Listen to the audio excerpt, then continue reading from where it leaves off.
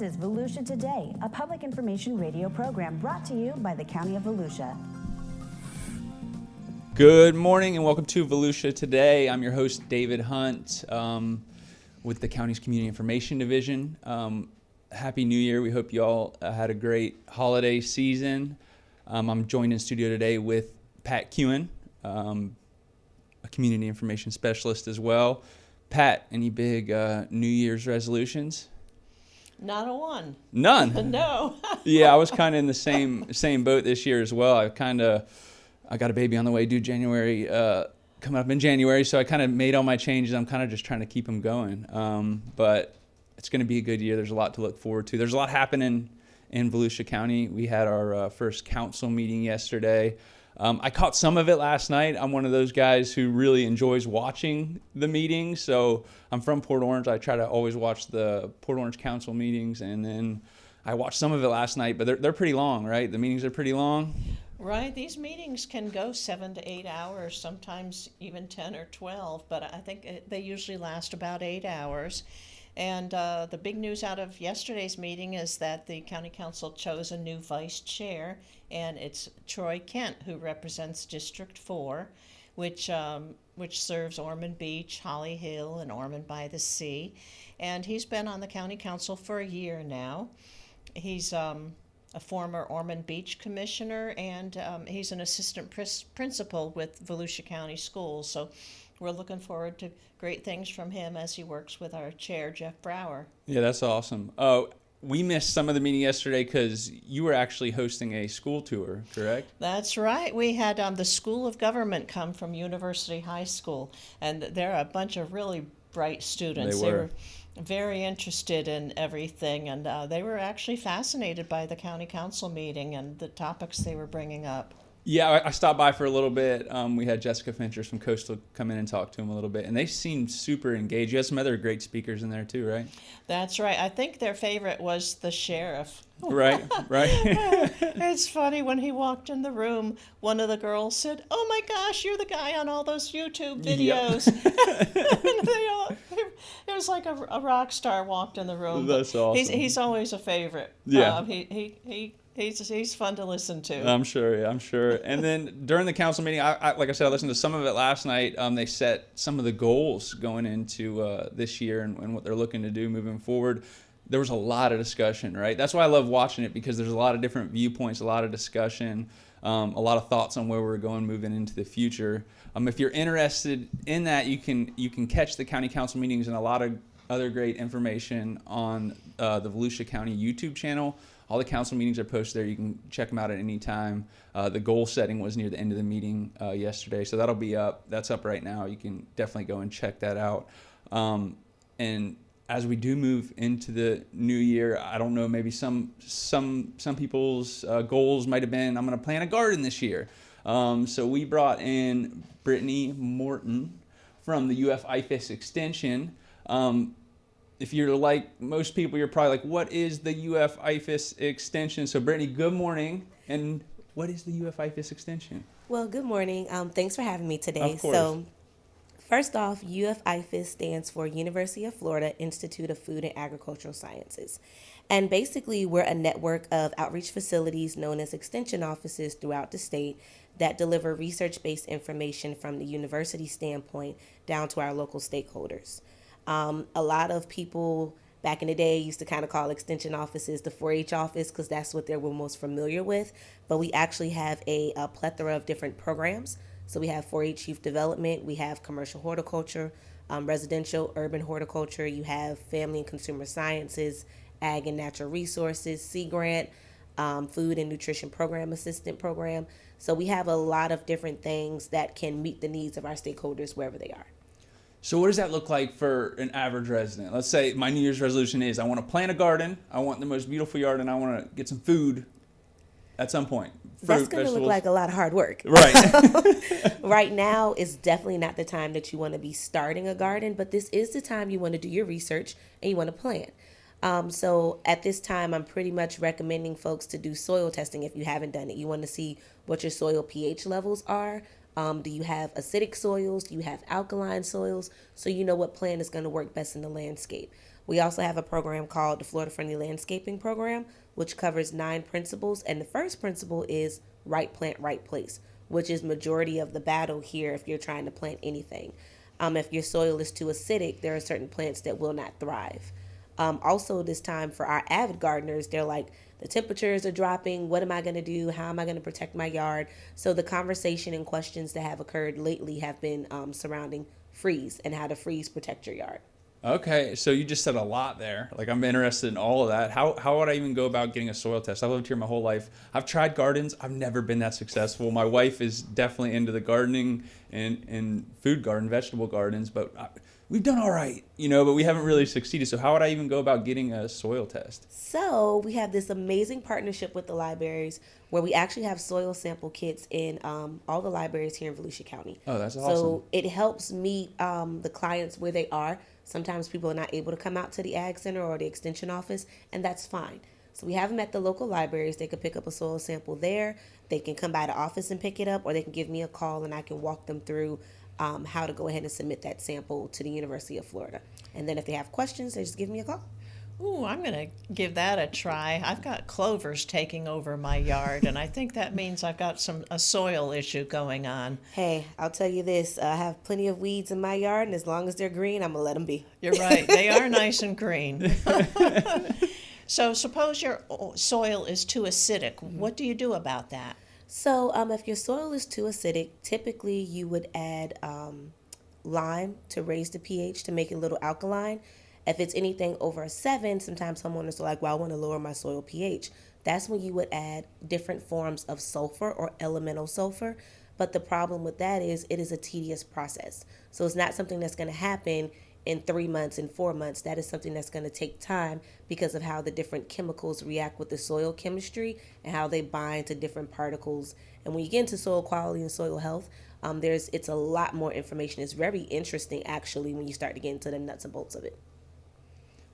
So would your first step be that soil test? Yes. And so how do you read, it sounds very scientific, even just as you just dive a little bit, scratch the surface and dive into a little bit. I'm over here and I just got questions popping off in my head. So what does this soil sample test even look like, and what does the result give you? Can you do it at your house? You pick it up, get some soil, and it tells you everything you need to know? So with the form, on the form, we actually have a little diagram and some instructions that walk you through the process. So you'll typically collect soil from different areas in your landscape. You'll put it in a bucket, mix it up. You don't want to have any leaf tissue, any grass. You just want soil or dirt. I know that's a tough word right there. Soil, but that's what you want in the sample when you send it off to the university. They have a system where they run an analysis, and based on what you want to plant in the landscape is how the recommendations are crafted. Oh, really? So they print you recommendations of what would be good in this area? Yep. So they will send the homeowners a analysis, and on that analysis I also get a copy of it. It tells them what the target pH is and what the pH is of that sample, and then it'll tell them what their macronutrients are, their major nutrients, their minor nutrients, if they need lime, if they need sulfur, whatever other amendments they need to add. All of that is indicated on the form. And it is very scientific, but that's what us as extension agents are here for, because we can pretty much walk the homeowners step by step through that process. So I stopped by one of how many libraries, Pat? 14. So I stopped by one of the 14 libraries. I get my soil testing kit. I go home, scoop up my soil / dirt. Mm-hmm. How about sand? Can sand be no sand? We can work on that. All right. So I get my sample. I send it off. I get my sheet and I look at it and I'm like, I don't understand any of this. So then I would come to your office, or where are those located? You can stop at the office. The office is located at the fairgrounds off of 44, so 3100 East New York Avenue. Okay. Or you can give me a phone call. My email is on all of the samples, so I get a copy of them. So typically if homeowners give me a call, I can type their name in the database, pull their report up, and then I walk them through it. It's very helpful when the homeowner has the report directly in front of them, so that way I can answer any questions they have in real time. Oh boy, I'm gonna give that a try. And is this free? No. No. Not. Okay. I'm sorry. So, if you do it directly straight with the university, it's a $10 fee per sample. We also have a partnership with Soil Kit. Soil Kit is also a UF partner, and that sample is, I believe, I don't have it directly in front of me, roughly about $32, but it's a prepaid sample. It takes you to this wonderfully crafted website where they give you a fertilizer recommendation based on the actual nitrogen, potassium, and phosphorus. So the NPK will tell you those exact numbers, what time of year to apply it, whether you're doing a spring application, a winter application, and then it gives you a customized site where you can go and get those products from. So it's more homeowner friendly. A lot of the questions homeowners want to know is what fertilizer specifically or what blend do I need to add? So that soil sample process pretty much helps answer those questions. Oh, well, that's well worth it. That's a wonderful service. Mm-hmm. Right, because you might actually get vegetables by the end of the year or whatever you're looking for, right? You know, that's our goal because I like to snack. So. Yeah, right. How do you work with the county? How do we kind of like all tie together and kind of work together on these initiatives? A lot of it is about collaboration and partnerships. Right. We have a very amazing team, our office. We have an amazing director, Kaylin Taylor, who is very active in the community. It also helps that we have Dr. Brad Burbar, who used to be a former director, so he can speak and advocate for extension in a lot of ways and has a seat at tables that we may not be aware of. So it helps to maintain those partnerships, maintain those bonds, and just build those relationships and, just be transparent. Right. That's the truth. And I feel like every time we come on the show, we're always talking about like hidden gems or knowledge or resources that people might not be aware of. And I feel like this is a really good one that kind of could interest a lot of people. So I think it's a good time to take a break. We'll be back with more Volusia Today. Subscribe to the Volusia County YouTube channel. And hit the bell icon to know what's happening in your hometown. There are so many great places to explore. And things to learn. With over 1,000 videos available right now, the channel offers something for everyone. Let's go! Did you know we have countless features showcasing history, nature, wildlife, and recreation? Subscribe and hit the bell icon. Or that we live stream important county meetings and workshops where leaders make decisions that can impact our everyday lives. Did you subscribe yet? Or that we record our weekly radio show, Volusia Today, where we interview staff from the different divisions and departments across our great county, and they discuss the nitty-gritty of their field and expertise. Go ahead, subscribe. But that's not it. There's more. Subscribe and hit the bell icon and fully explore. Score!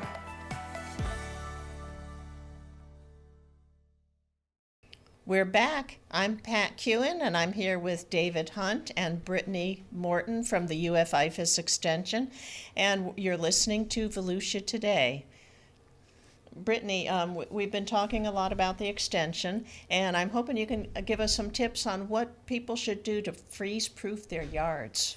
Ooh, this is going to be fun. It's a little chilly out there. yeah, exactly, right? So the first thing we have to understand is you have different types of freezes. You have your radiential freezes and you have your advective freezes. And we're not... Whoa, say those two words again. What does that mean? You have your radiential freeze what's and that? an advective freeze. So your radiential freeze is more like a frost. That's when your temperature is going to be below 32 degrees. Your advective freeze is more of a hard freeze where you have heavy winds, the temperature drops dramatically. It's a little more intense, and that's where a lot of your freeze damage occurs. So if you have any questions about that, you can call our office. I can walk you through it. Right. But some quick tips on what to do with freeze-proofing your yard is first you want to identify the plants in the landscape and which ones are cold sensitive. So a lot of us have orchids on our lanais or back patios. We have crotons, tea plants. Some of us still have our late vegetable gardens still in process. So we might have some tomatoes, peppers. Pentas is also cold sensitive. And then some of our palms are cold sensitive, right? So once we identify what plants don't really like to be cold, then we know what to do next. And we know we're going to have to cover those first. Another cool thing is when you know a freeze is coming, you want to water the soil around your plants first, the day before, because the soil is going to typically hold a little more heat, and you want that water to be readily available for your plants as they need it. If you're going to use frost cloth or old sheet that you have at your house, you want to make sure you have enough bricks to anchor it down so that way the wind is not cutting underneath or blowing the frost cloth off. And then the next day you want to make sure in the morning you go ahead and remove that covering so that way the sun rays can go ahead and warm up the plant tissue and it can get that plant highway back working and active. See, I didn't know about watering. I guess, was that the same thing up north, or up north you got to worry about the ground freezing probably then? So up north we have a season where things die, and Right, it's the right. winter time. We don't have that down here. It's a little different. That's the truth. But even then, in the wintertime up north, you can water the ground. We still have freezes, but that water helps provide that nutrients back to the plant. Because when a freeze occurs, it typically damages the xylem, the phloem, and the cambium cells within that plant. So it causes those cells to expand. Those cells will rupture, and that's typically when you see issues with your leaf margin or leaf tip burn or dying out later on in the season. So is it anything under 32 degrees? Or I know you said you want to look at each plant specifically, but you have like a general rule of thumb, like let's say it's going to be below 37, we want to start covering stuff up. Is there a number there? Like a general rule? That's a little tough to say. Right. A lot of the research pointed to like 32 degrees or lower.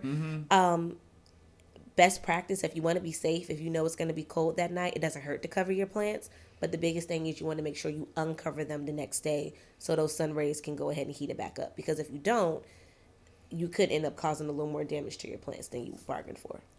So my mom takes it to the extreme. She actually brings most of her plants inside when it gets cold. A lot of folks do that. Yeah, she loves her plants. And see, that's okay. If you have that garage that you can bring them into, or if you can put them on your back patio and it's covered in, by all means, do what works best for you. Right. But if you can't, because some of us have a little more extravagant yards, a little more intense yards with gardening, these are some other things you can do.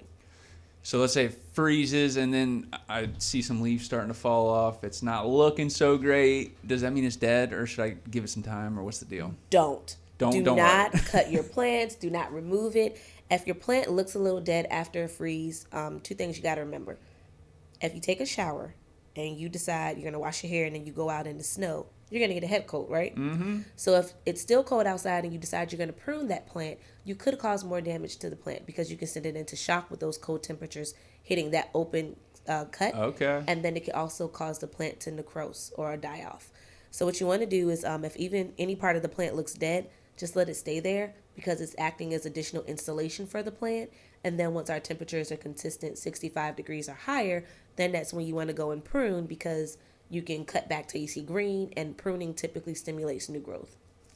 You are just an absolute wealth of information. I tried. I mean, you are. There is no doubt about it. I could probably just keep asking you questions all day about planning, but as far as resources at the facility go, are these classes available? Like, I know you said we can stop by and talk to you, and your email address is out there publicly, and I feel like anybody who is listening to this and wants to get into gardening will probably be emailing you. You might expect some emails here coming up.